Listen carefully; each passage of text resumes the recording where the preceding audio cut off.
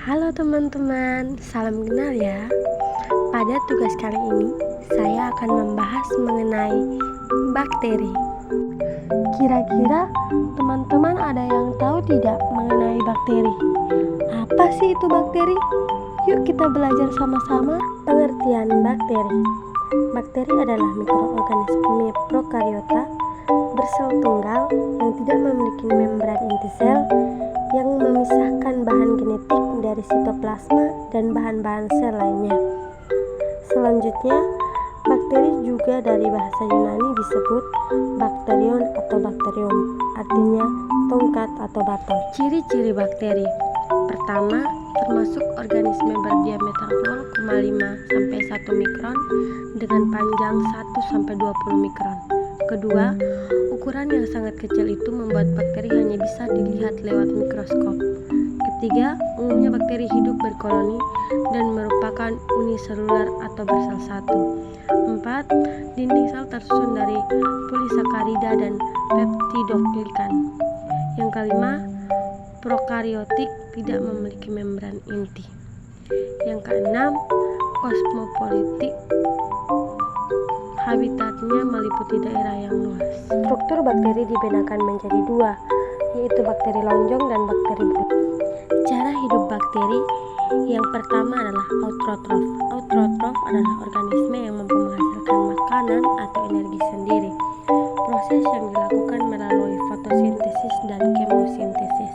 Contohnya organisme autotrof adalah tumbuhan hijau, beberapa jenis bakteri, lumut, dan ganggang biru. Autotrof dibagi menjadi dua. Yang pertama, fotoautotrof adalah bakteri yang membuat makanannya sendiri menggunakan energi yang berasal dari cahaya matahari. Yang kedua, kemoautotrof adalah organisme yang menggunakan sumber energi anorganik seperti hidrogen sulfida, belerang, besi, hidrogen, dan amonia. Yang kedua yaitu heterotrof.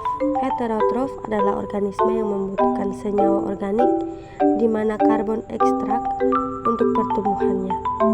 Heterotrof dikenal sebagai konsumer atau yaitu makhluk hidup yang tidak dapat membuat makanan sendiri dalam rantai makanan dan hanya memperoleh makanan bergantung pada yang lain. Heterotrof dibagi menjadi tiga. Yang pertama, saproba, disebut juga bakteri saprofit, adalah bakteri yang memperoleh makanan dengan cara menguraikan organisme yang sudah mati atau bahan organik lainnya.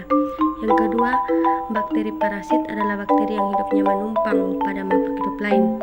Bakteri ini biasanya bersifat merugikan makhluk hidup yang ditumpanginya karena dapat menimbulkan penyakit. Yang ketiga, simbiosis mutualisme adalah hubungan antara dua organisme yang berbeda jenis namun saling menguntungkan satu sama lain. Hubungan ini sangat positif karena kedua belah pihak diuntungkan. Reproduksi secara seksual. Pertama, transformasi adalah reproduksi secara seksual dengan cara memindahkan DNA dari satu bakteri ke bakteri lainnya secara langsung tanpa penghubung. Yang kedua, transduksi adalah reproduksi seksual dengan cara pemindahan DNA yang dibantu oleh virus fake sebagai perantara. Yang ketiga, konjugasi adalah reproduksi seksual dengan cara pemindahan DNA antara dua bakteri secara langsung. Bakteri jantan memiliki pilus yang digunakan untuk menempel pada bakteri betina. Reproduksi bakteri secara aseksual.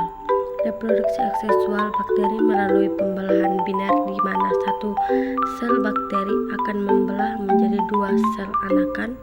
Proses pembelahan biner diawali dengan proses replikasi DNA menjadi dua salinan DNA identik yang diikuti pembelahan sitoplasma dan akhirnya terbentuk dinding pemisah di antara kedua sel anakan bakteri.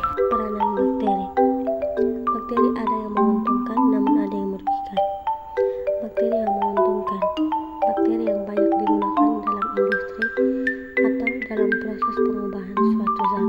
Contohnya, Lactobacillus sp dimanfaatkan untuk proses pembuatan susu yogurt dan susu keju. Bakteri yang merugikan, bakteri yang dapat membusukkan atau yang hidup parasit baik pada manusia, hewan maupun tumbuhan. Contohnya, Mycobacterium tuberculosis, penyebab penyakit tuberkulosis. Terima kasih telah menonton video Jangan lupa